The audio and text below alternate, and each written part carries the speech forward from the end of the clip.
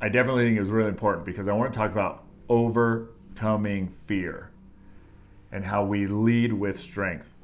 I want to remind you guys that fear is not a virtue, and that as men, we must be strong, stable, and unwavering to lead our families effectively.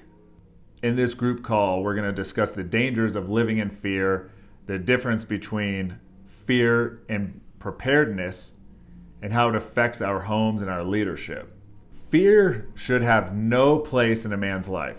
And if we go to the biblical foundations of this, 2 Timothy 1:7 says, "For God has not given us a spirit of fear, but of power and of love and of sound mind." When we read Timothy 1:7, we have to realize that fear is not from God. He designed men to walk in strength, love, and wisdom. So if by design we are not to have fear, then essentially any time we are focusing on this fear within, it is from the enemy. And again, another biblical foundation is Joshua 1:9. "Have I not commanded you? Be strong and courageous. Do not be afraid. Do not be discouraged, for the Lord your God will be with you wherever you go." So God commands us to be strong and not fearful. Like it's very clear. And we can often get really caught up with all sorts of fears, even if they're subconsciously. Some examples of even subconscious fears is like we always make sure we lock our car. We always make sure we lock our front door, even when we're inside of our own house. Now, someone might say like, maybe someone's listening to this and is like, "Man, I live in the hood." Okay, that's an aspect of maybe preparedness. But if you live in the regular suburbs, a regular community, and you lock yourself inside your house, think about that. You lock yourself inside your house. What kind of fear is that projecting out into the world and into your family, even if it's subconsciously, because it's like, well, that's just a habit, a learned behavior from my parents. So if we were to take a step back and look in the lens of, well, now that I think about it, my parents were constantly living in fear. And there's many different fears. It's like, are we afraid that someone's going to steal our fucking insurance card out of our car because we don't leave valuables in there, but we're insistent on locking the doors? Are we locking the door when we are home because why? Like, what is the true reason behind that? If anyone just lives in a basic, generally safe neighborhood, because most of America, I mean, if we look at the overarching crime in America, is very low. Suburban communities, what is the likelihood that you're going to have someone break in? Out of 365 days a year, even if you never locked your door, if we look at the crime statistics, there's less than a 1. You're more likely to get bit by a shark, essentially. And where I live, there are no sharks. And my point is, it's the little things that start to compound that we do that cause us to go deeper into fear, which we're going to go into. So I want to discuss about how fear paralyzes men from taking action and leading their families.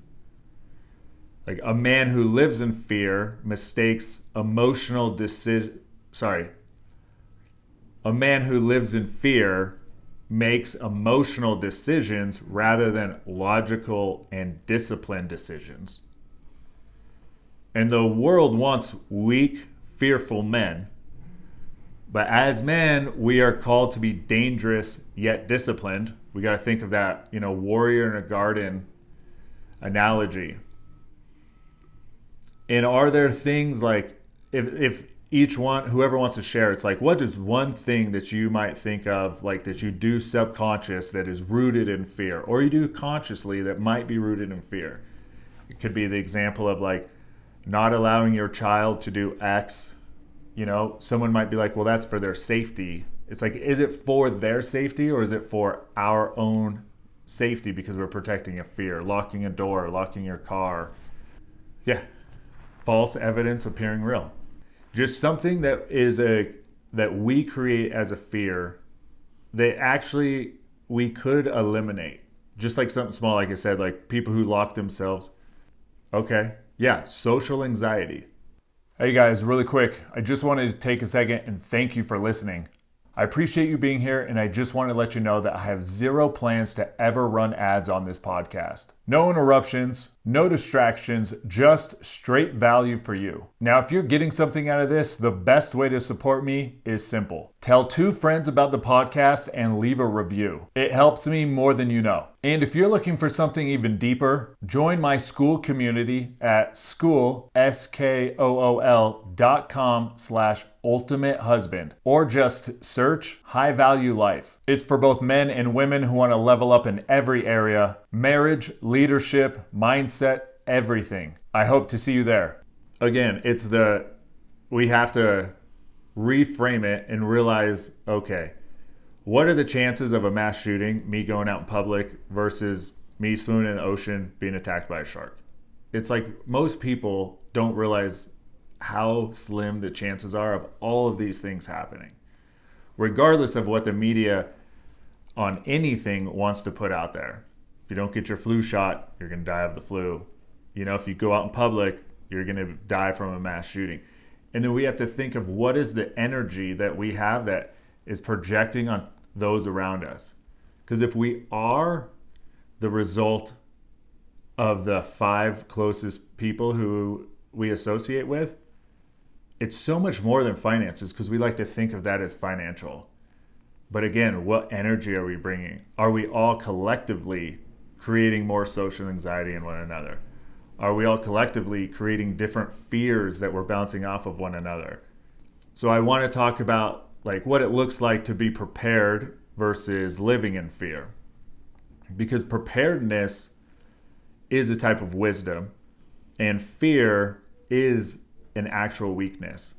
So in Proverbs 22:3, it says, "The prudent see danger and take refuge, but the simple keep going and pay the penalty." So it talks about like a prepared man recognizes risks and takes responsible action towards those, you know, but he does not panic or live in fear once he sees the risk, you know. And then it's like a fearful man will react. He will react emotionally, illogically, and a man who is prepared, he will respond. So a man who lives in fear becomes impulsive, insecure, ineffective as a leader. And if that is the mindset we have, we're cultivating that mindset for our family, for our wife, our children. And a prepared man, you know, he is grounded, he's focused, and he's unwavering under pressure. So what is the mindset that we have to create in order to be someone who's prepared versus someone who like lives in fear? And we have to kind of take that step back and think like, what are the little fears that go on in my life that maybe prevent me from being the most like optimal version of myself? Because a fear doesn't ever push us forward. It is something that holds us back. So I want to go over a couple examples, fear versus preparedness. So stocking up on some food for your family, it's prepared. Panic buying and a doomsday obsession, purely fear. Carrying a firearm and being well trained in using a firearm, you're just prepared. But letting the fear of danger consume your mind, again, is fear. Again, it kind of goes back to that like warrior in the garden. The man who does not let fear take over his mind versus, the guy who is just prepared. He's prepared for all things. So fear, let's talk about fear and how it impacts your wife and your home. Because your wife needs to feel safe in every possible way. Ephesians 5:23 is, for the husband is the head of the head of the wife, as Christ is the head of the church. So Christ never leads with fear. He leads with authority and certainty. And us as men, we must do the same. Because if you are full of fear, your wife will feel unstable. When women are emotionally connected to their husband's leadership, regardless of what we think, they are emotionally connected to us. So if you're anxious, if you're panicked, if you're lacking confidence, instinctually, she will feel unsafe. It's going to put her in this place of fight or flight. Tyler, it looks like you want to say something. So your question is, so our wife should never fear us from the minute we meet them. We should have such a masculine presence that she feels so safe and secure because we are demonstrating sacrificial love. Okay? So Christ, love your wife as Christ loved the church and died for the church. That's sacrificial love. We are meeting the physical needs for her to feel safe and secure with our mere presence. But on top of that, we are also meeting any emotional needs she feels so she can feel safe and secure. I mean, you got to think, initially, a woman's not going to be with a man who she fears. Why would she go on a second date? It's really the tipping point in a relationship where she sort of becomes fearful, because in the beginning of every relationship that I'm sure every guy in here has been in, it's always really like nice and easy and fun when you first start dating a girl, right? And then once you really truly start to build on that relationship and it comes down to more serious conversations, let's say like marriage, you're married with kids, oftentimes the fear comes in with the wife is because he's uncertain on how to continue to lead. Because it's easy when we're young and it's a fun dating experience. But then when it comes to larger decisions on how do you actually lead and grow, because we're supposed to be yoked as a husband and wife, we are yoked.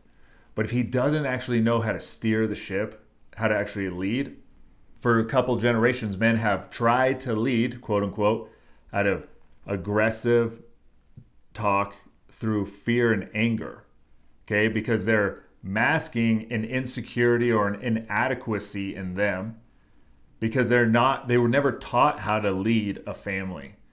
Because part of going from dating to actually being a great fucking husband is you have to go through growth.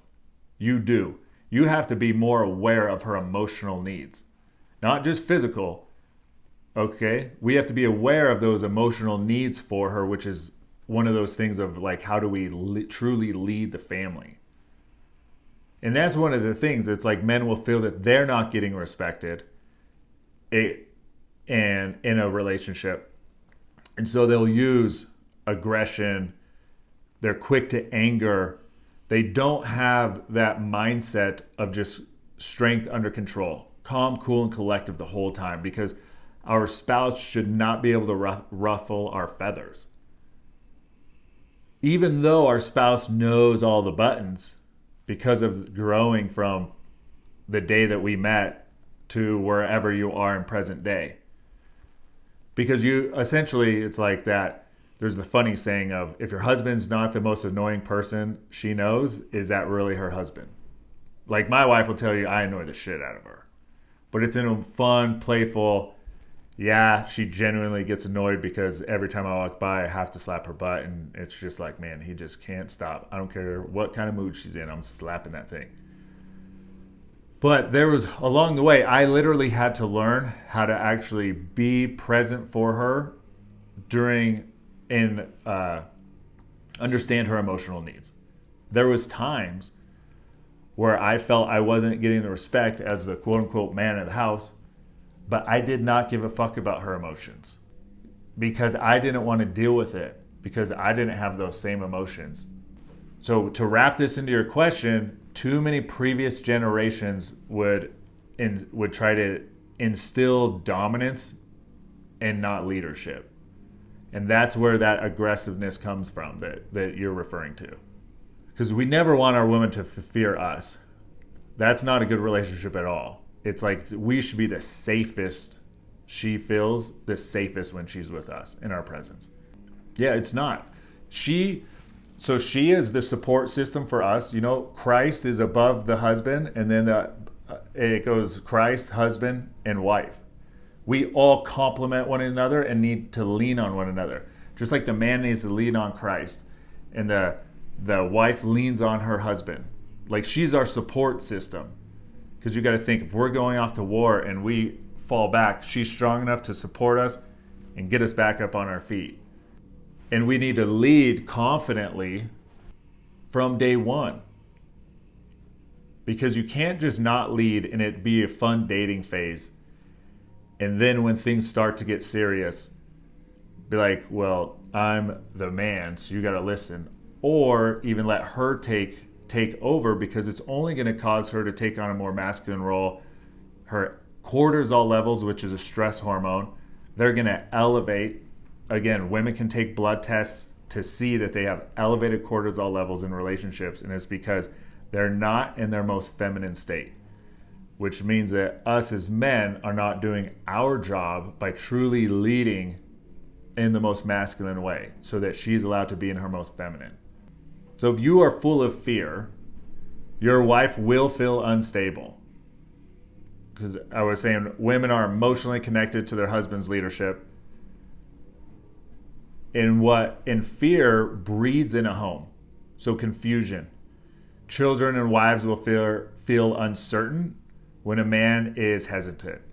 Because if you're hesitant in any time throughout history, it puts the children and wife in a place of like, he doesn't know what to do. He's not confident in the decision. Should we be going in this direction? You know, it gets a bunch of second guessing. And then like weakness, fear makes men reactive instead of decisive. So again, it goes back to that where she's not going to feel safe is if we have a fear-based mentality to where it causes a man, he's trying to get them to do something and he wants to react. Be like reactive towards that decision. And if we're leading through fear, it's not going to make them feel confident in our decision versus if we're just truly, if we have our leadership down to the point where it's not fear-based at all. It allows the family to feel safe and secure and completely be on board with the decisions we make. Does that make sense? Fear in the home also breeds division. So like when a man leads in fear, it's going to cause his wife to naturally want to take that more masculine state and her take on control to try and steer the ship to feel in a safe place. Because the number one thing that women look for in a relationship is safety and security. By far. There's continuously long studies on this. The University of Harvard has done a ton of dating studies. They've done them since the 70s, and they continue to do them. The number one thing women have looked for from the 70s to today is safety and security. So how does it make her feel if we're leading in fear?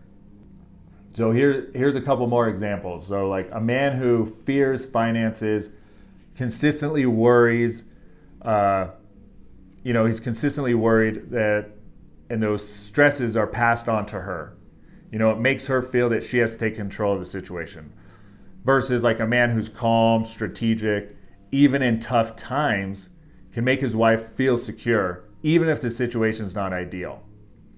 So we have to like figure out how do we reframe things, even when it's something that's like, shit, I lost my job.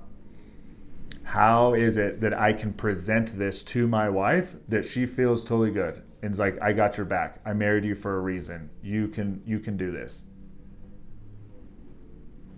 Versus if we're like, if you go to her, I don't know how we're going to make the mortgage. We might have to be living under a bridge. That is not going to make her feel safe because you're projecting fear. You're not even presenting that you have the confidence to get out of it. Versus if you come to her calm and strategic, it'll allow her to realize this man has a plan, and I believe he can execute that plan. And then a woman's reaction, literally biologically, will be different to all of how our mindset is and how we frame it to her.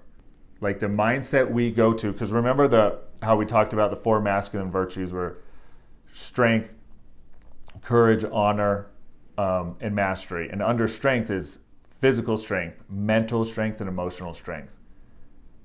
You can't have emotional and mental strength if we constantly are living in fear. So the man who does not have mental and emotional strength goes to his wife and about worry and puts her in a place that she wants to take over the financial situation if he comes to her like that in regards to him losing his job. But the man who has the emotional and mental strength, who comes in a calm state and has a plan of how I'm getting out of this, she's going to be on board with that. And she's not going to want to take over out of safety to feel secure. A couple things that we should go over on how to eliminate fear and lead with strength. One, we definitely have to trust in God and not rely on our own understandings. So how do we lean into them? Proverbs 3:5-6 says, trust in the Lord with all your heart. Lean not on your own understanding. In all your ways submit to him, and he will make your paths straight. So fear is a sign of weak faith.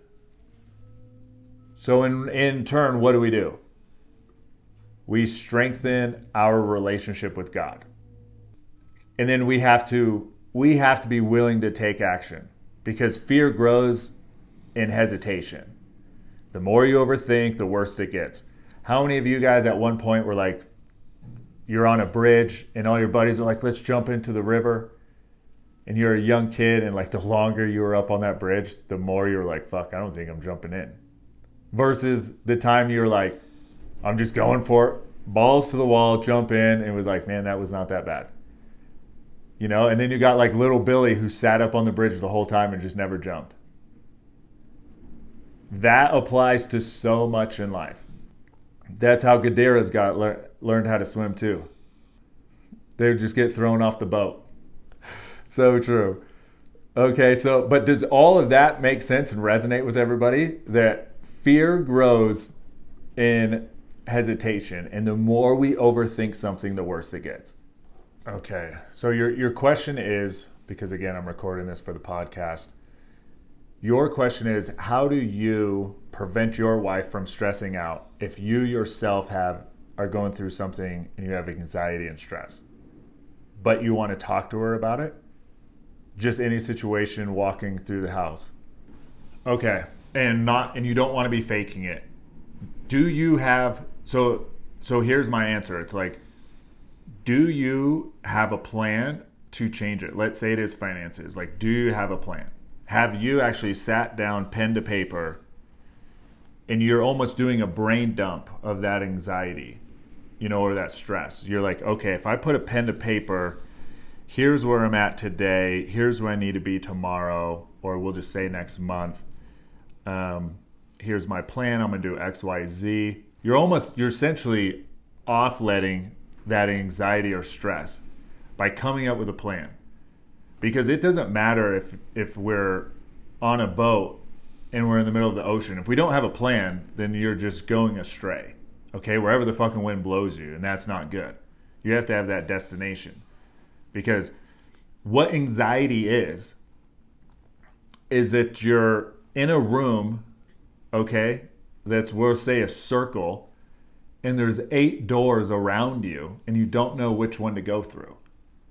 That's literally what causes anxiety in us.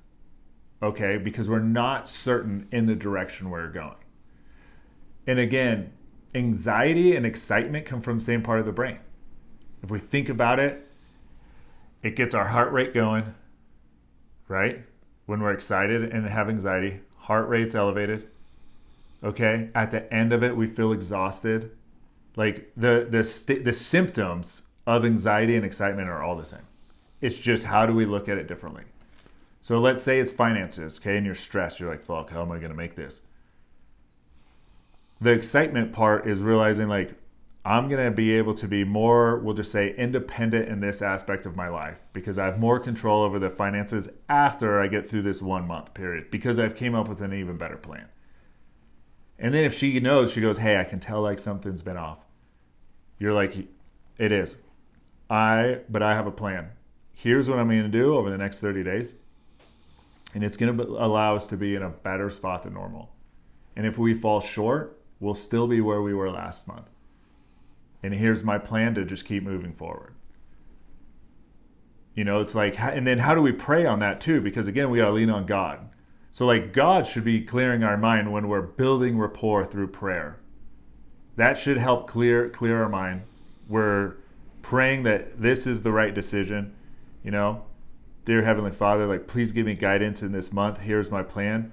You know, talk to me, give me a sign, whatever it is that any one of you say of how you want him to help guide you through this. Because we should, there's an aspect where we have to take action in everything. God's not just going to snap his fingers and then we're like, boom, we're in our mansion. But right? But there is the part where we consult with him before we make a decision that can end up maybe possibly negative. It's like he's the confidant as well. Have that consultation. You know, I know that you're big on prayer. So it's like, are you praying for the outcome or are we praying for guidance? You know, and then are we actually coming up with a plan that we physically put in action after discussing with God what our plan is? And if she still feels that you have any anxiety or stress, let her know the plan. Then she'll feel safe and secure. Versus if we're just like, I'm fucking winging it, she's going to be like, oh no. And then you're going to feel that she's nagging because she's going to want to make sure you're doing something or where are the results. And then it's going to allow us to feel like more annoyed, like, why is my wife nagging?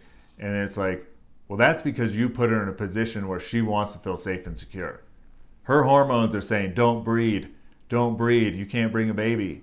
Like literally, that's what her hormones are doing. Okay? Elevated cortisol. There's a number of things. I mean, even outside of that one, okay, if outside the plan and the prayer is always going to have to be in them.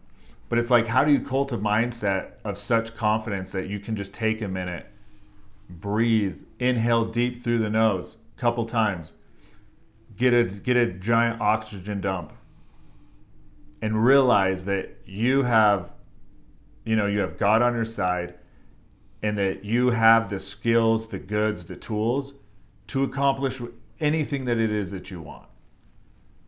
Like it's so much of this is just cultivating that mindset, which is why I was like, part of the masculine virtues, one of them is strength, physical, emotional, and mental. So we got to think. And then here's another thing. We live in 2025 where shit's easy. Part of actually being a masculine man, a biblically masculine man, is could we live 200 years ago on the Oregon Trail? Could we live in the time of Jesus the way he lived? Could we live 10,000 years ago? Could we live in the time of Abraham or Moses and just survive? Like, could you? Because that's the mindset that we need to have. What if tomorrow there's a zombie apocalypse? It's like we might laugh, well, that's never going to happen. Okay. Again, none of this is to live in fear. But can you cultivate a mindset that you survive if there's World War III? Can we cultivate a mindset if all of a sudden there's no power for the rest of our lives? And like these buildings are meaningless. Like how do you cultivate a mindset that allows you to live in any time throughout history and in the present? Does that mindset allow you to just continuously have stress and anxiety in your household that is projected onto your spouse. Yeah, so if you're inviting her into that, you have to make sure that you're of the most calm mind. You are calm, cool, and collective, baby. Otherwise, it's not going to be good. Now, someone listening might be like, my wife can take it.